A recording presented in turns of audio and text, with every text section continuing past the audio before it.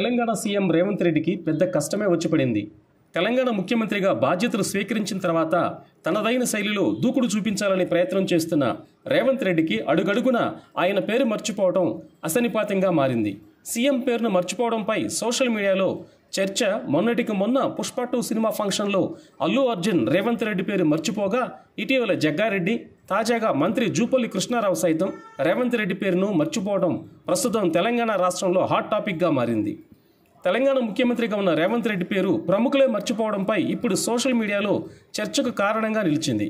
తాజాగా జూపల్లి కృష్ణారావు సైతం ముఖ్యమంత్రి కేటీఆర్ అని ప్రస్తావించడంతో కాంగ్రెస్ ప్రభుత్వంలో మంత్రిగా ఉన్న వ్యక్తి సీఎం పేరునే మర్చిపోయారని సోషల్ మీడియాలో పెద్ద ఎత్తున ట్రోల్ జరుగుతుంది.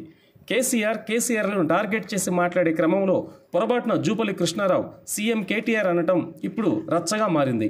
ఓ పక్క ప్రజాక్షేత్రంలో రేవంత్ తన మార్కు పాలనతో దూసుకుపోవాలని ప్రయత్నం చేస్తున్న తరుణంలో సాక్షాత్ రేవంత్ రెడ్డి క్యాబినెట్లో మంత్రులే సీఎం పేరును మర్చిపోవడం రేవంత్కు తలనొప్పిగా మారింది. ఇప్పటికే ప్రతిపక్షాలు రేవంత్ రెడ్డిని గద్దెదించడానికి పలు ప్రయత్నాలు చేస్తున్నాయని, రాహుల్ గాంధీ రేవంత్ రెడ్డిని దగ్గర కూడా రానివ్వటం లేదని పెద్ద ఎత్తున నెగటివ్ ప్రచారం సాగుతున్న వేళ సొంత పార్టీ నాయకుల తీరు రేవంత్ రెడ్డికి ఊహించని షాక్ ఇస్తుంది.